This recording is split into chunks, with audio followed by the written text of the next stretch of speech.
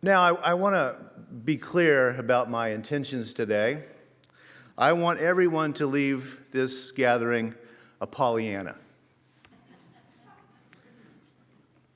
The original young adult novel with that name was published in 1913 by Eleanor H. Porter.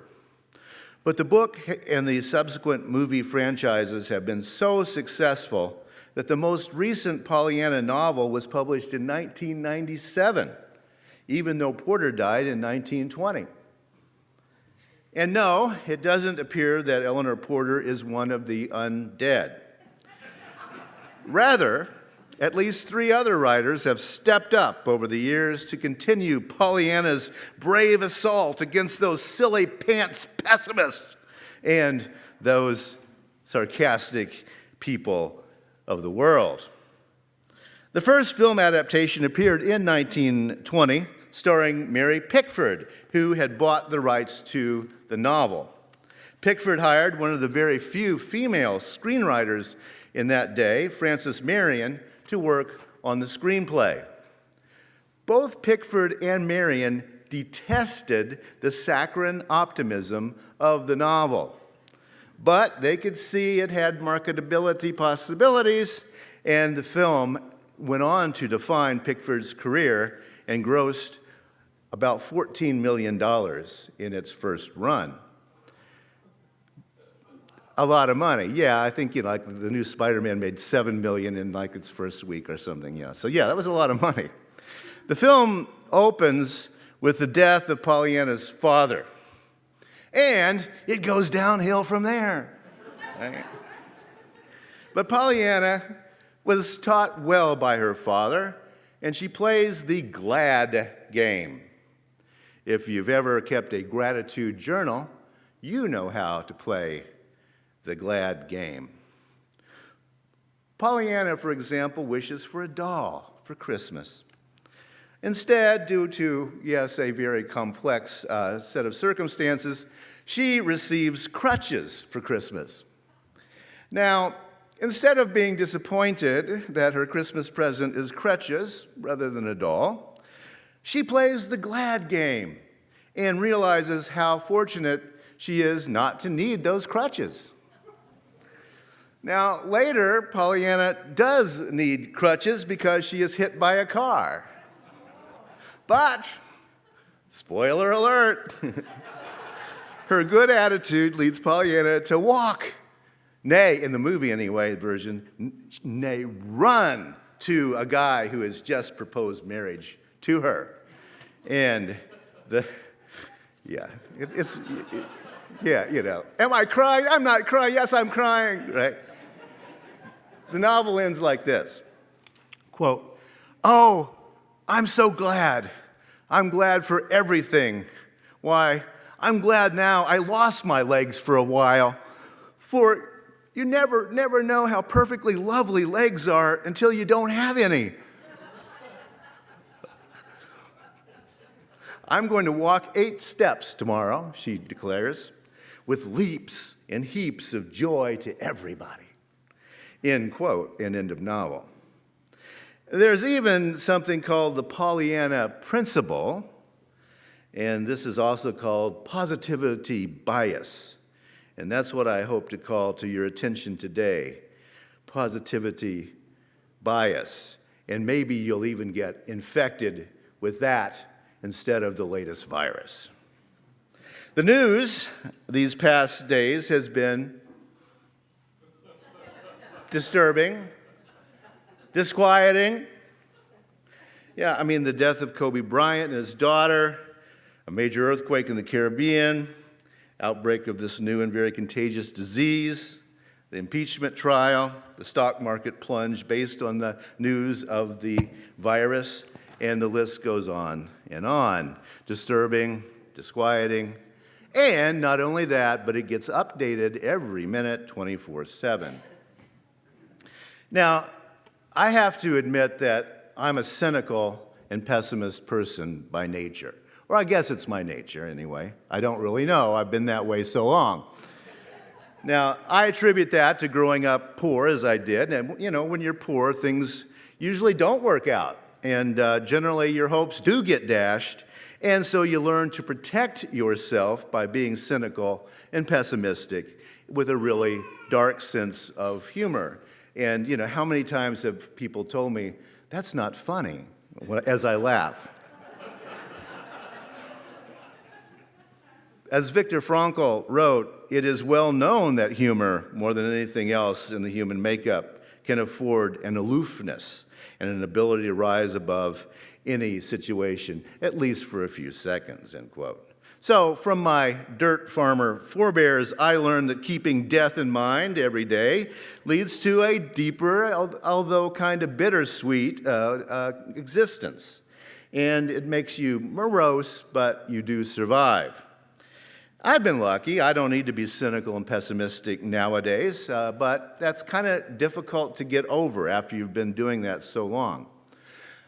When I think back on my childhood, which I don't very often, I remember guns and snakes and axes and killing things and putting rings in hogs' noses and bulls' noses and cutting off sheep tails and killing things. But nowadays I can afford therapy, So yes, I've been told over time I do have PTSD, and we've all heard of PTSD, post-traumatic stress disorder. Now here's the thing, though. 70% of people experience at least one extremely traumatic event in their lifetimes. 70%. But contrary to popular perception, only 20% of that 70% actually develop PTSD. All right, 70% have something traumatic happen in a lifetime, but only 20% of that 70% suffer from PTSD. So one bad thing about bad things is that the majority of adults have suffered at least one traumatizing event. That's bad. So we hear about PTSD a lot. But how many of you have heard of PTG, post-traumatic growth? Yeah, we don't talk so much about that, post-traumatic growth. Now, imagine a box.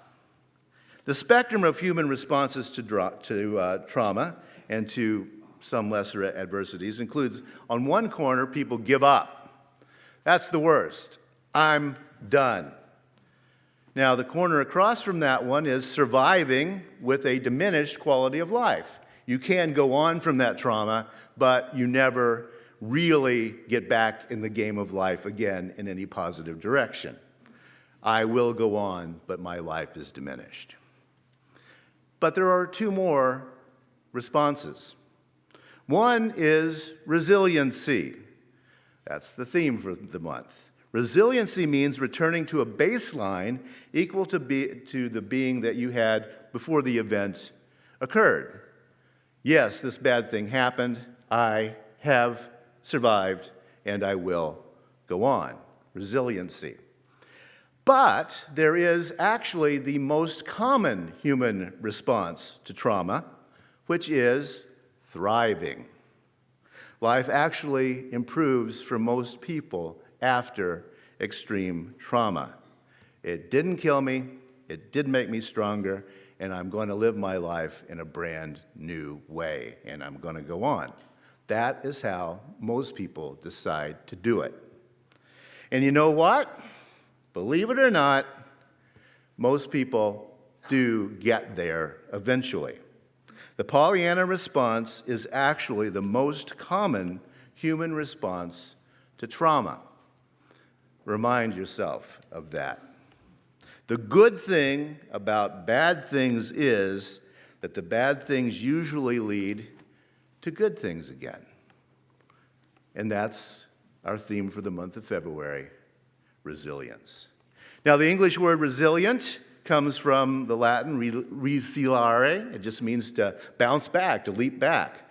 In Spanish, the cognate is elastica, snapping back. Resilience isn't a bad theme, of course, for one of the more dismal months of the year here in the Northland. And it's not a bad theme for some of the more dismal political days that we've had in recent years. Oh, and as Jim discussed, today is Groundhog Day, and you know what that means. I can't ever remember what it means, actually, and I don't know that there is a mnemonic device for that. Has anyone ever heard one? I don't know. But, I mean, why bother? Because Puxatawny Phil is correct less than half the time. So you might as well flip a quarter today to tell you what the rest of the winter is going to look like. It's much more predictive than any groundhog.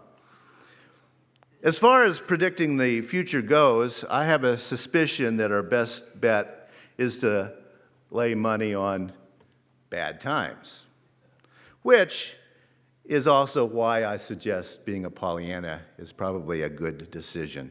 I mean, I go back to St. Augustine. He died in the year 430 of the Common Era. He wrote this: "Bad times, troublesome times, everyone is saying this. Let our lives be good, and the times are good. We make our times, such as they are, such as the times are."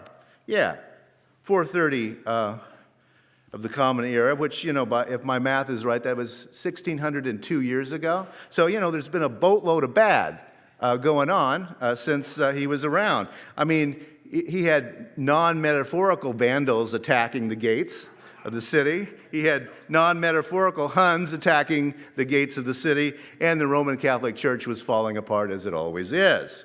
So he had a lot to worry about. I mean, I've said it before. I mean, the world is always and has always been on fire. It's hard to go wrong predicting that everything is going to be bad because it looks bad most of the time. Here's a fact Pollyanna knows, however. The human brain is wired to look for bad things. That's one of the worst things about bad things. We're trained to look for the snakes and the briars and the dangerous helicopters and the earthquakes and the disease outbreaks and pandemics. And then we forget all about that bad stuff that happened last week. Because, guess what? We're always worried about now, and on and on and on. That's the bad thing about bad things. We are designed to see them now.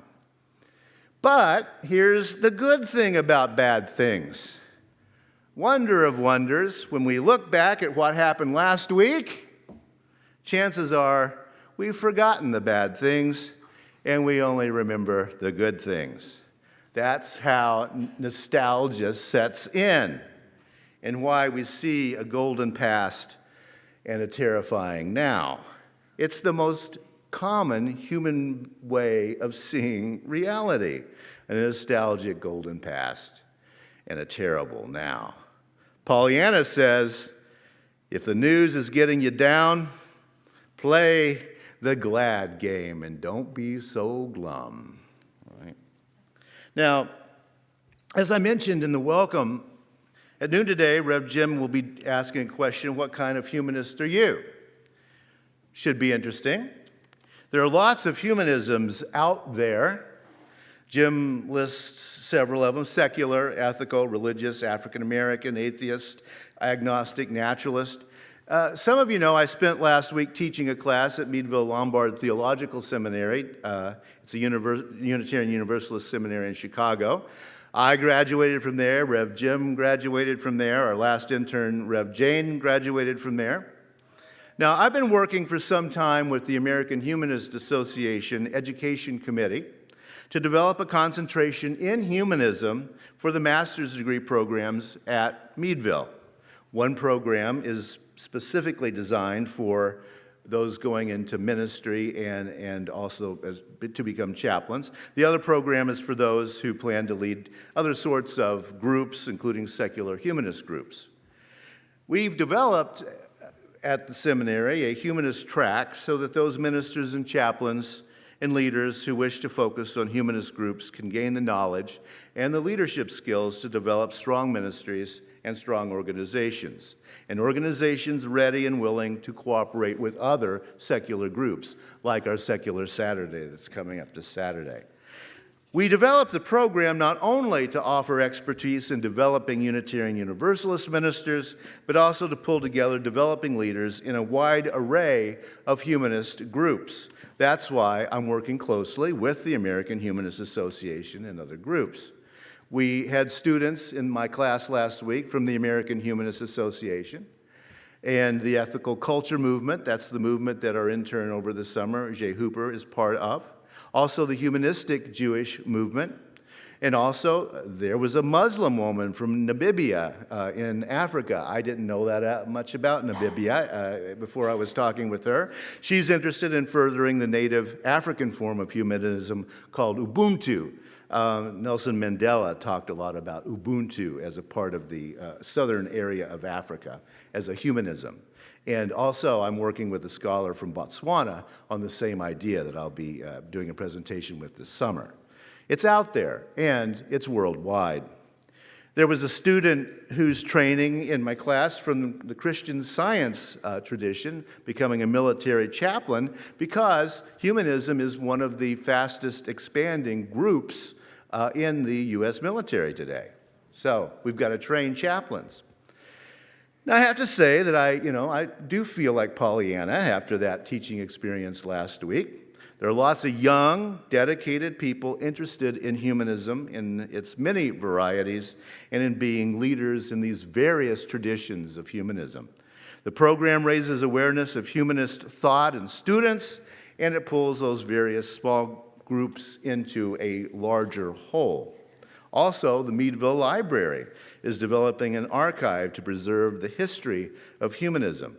The African-American scholar Christopher Cameron spent weeks in the archives there at the seminary to write his latest book called Black Freethinkers, A History of African-American Secularism. The book goes back 400 years, and it ends with a friend of FUS, Mendisa Thomas, who formed Black Nonbelievers. She's spoken here a couple times. So there is good news out there, and I'd say long-term good news. I'm an old guy, and here's humanism that's going to be around a whole lot longer than I'm going to be around. There is good news out there. Now, one humanist philosopher theologian that I taught this past week is the work of Anthony Penn. Now, some of you know him. He was a professor of religion who decided he was an atheist, and he was immediately fired because of that. And the first place that he publicly spoke after his firing was right here at FUS, after he became an atheist. That's in his autobiography, and it's fascinating. Dr. Penn's recent work has focused on the implications of a 1955 essay by the Algerian French philosopher Albert Camus called The Myth of Sisyphus. I think he's going to probably do a whole book on this. Now, you probably remember the myth of Sisyphus, right? He's condemned by the gods to an eternity of rolling a boulder up a hill every day, only to have it roll right back down again in the night. Camus took that myth and meditated on it in the essay as a way of exploring meaning and purpose in human life without any kind of God format.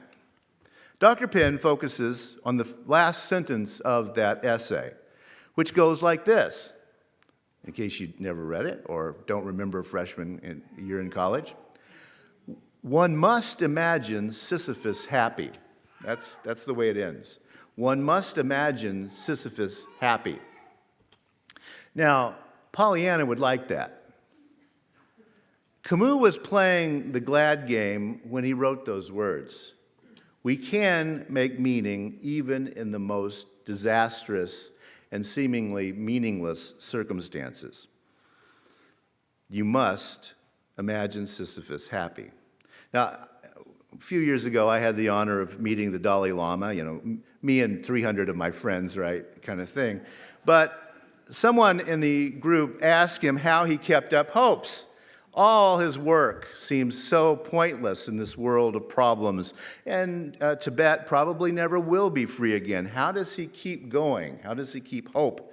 And the Dalai Lama answered very simply, there is no alternative. There's no alternative. I mean, what are you going to choose, I can't go on down in this lower corner? What would be the point? There is no alternative. And I think that even the pessimists among us can see the wisdom in that kind of conclusion.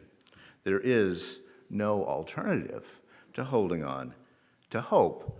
We must imagine that Sisyphus is happy. The bad thing about bad things is that our brains are designed to overreact to bad stuff that's happening. Danger, Will Robinson, and running around with their hair on fire. Even when the danger is halfway around the world. Focusing on the bad and the dangerous in the here and now helped our ancestors stay alive in an extraordinarily hostile world. It has a reason. But nowadays, we are able, through media, to borrow trouble, as the old Southern phrase does. We borrow trouble. We borrow trouble that's way far away and removed from us.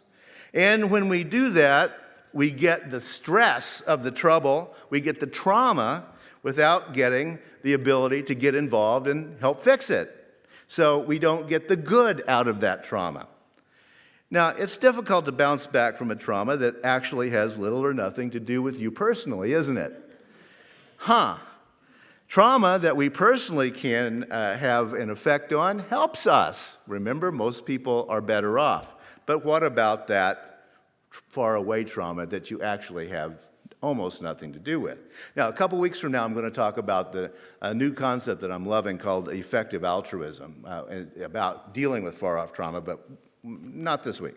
Viktor Frankl took his personal trauma and the trauma he observed in the horrific conditions of the death camps and created a way of thinking that's helped millions of people hold on. He's a ghost whispering to us out of the tragedy of the Holocaust. Everything may be taken from us except for one thing. Quote, the last of the human freedoms, to choose one's attitude in any given set of circumstances, to choose your own way. Sometimes we can only respond by staying responsible in some way. In these dark days, I plan to be Pollyanna. If you don't like happy people, get away from me and watch out when I'm coming. I'm not going to be an Eeyore about it. And I hope when you hear about yet another crisis, yes, do what you can to help. But join me in playing the glad game, the gratitude game. As I said earlier, I want you to leave the room this morning a Pollyanna. Here's her last words from the novel. Oh, I'm so glad. I'm glad for everything. Why, I'm glad now I lost my legs for a while, for you never know how perfectly lovely legs are till you haven't got them. I'm going to walk 8 steps tomorrow with heaps of love to everybody. Thanks for listening. You can find much more about humanism and what's happening at First Unitarian Society in Minneapolis by visiting our website at firstunitarian.org.